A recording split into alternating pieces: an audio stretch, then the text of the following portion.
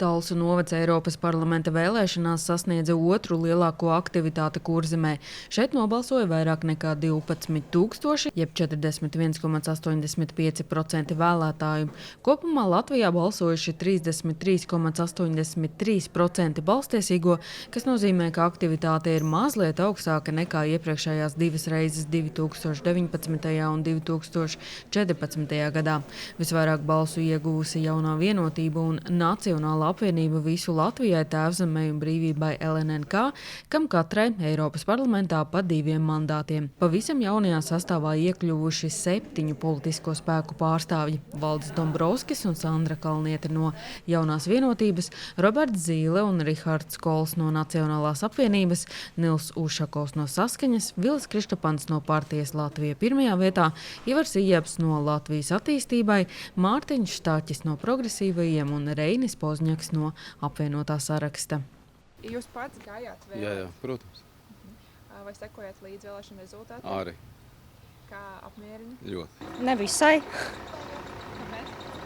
Es tur neieraudzīju savu cilvēku, par ko es pieliku krustiņu. Grūti teikt, bet man jau liekas, ka ir ok. Labi, Latvijai labi. Rezultāti, skatoties šī brīža ģeopolitisko situāciju, ir labi. Kaut kādā ziņā es gaidīju sliktākus, un man liekas, pats galvenais ir, ka tika tomēr mandāti lielākoties pārstāvēt tieši latviskajām partijām. 33% gāja balsot, 60% palika mājās.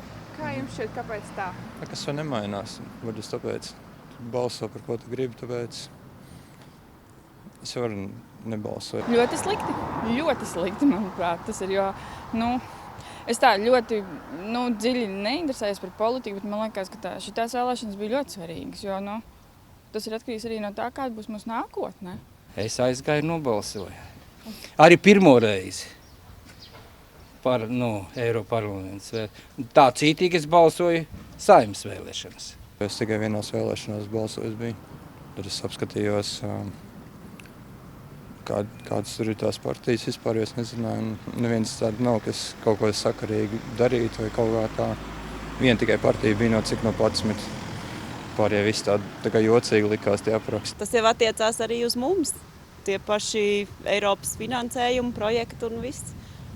Un kaut gan mums tās deputātu vietas nav ļoti daudz, bet tāpat savu balss ir.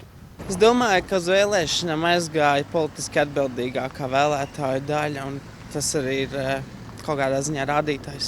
Tā ir mūsu attieksme pret kopējām lietām, par mūsu valsts attīstību. Patiesībā man ir neizpratne, kāpēc cilvēki neaizgāja vēlēt. Bēdīgi, kad šiem cilvēkiem nerūp mūsu nākotnē drošība un skaista dzīve Eiropā. Es nezinu, kaut kā cilvēkiem nav motivācijas, kaut kas vienaldzība.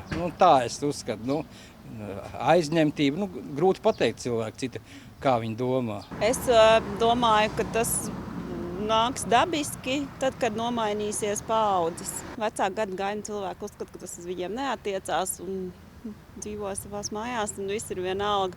Bet es uzskatu, ka jaunā paudze ir aktīva, ir pasaules pilsoņi, Eiropas pilsoņi, un tad arī tas mainīsies. Sanita Liepiņa, Terēza Matisone, TV9 Pakalne.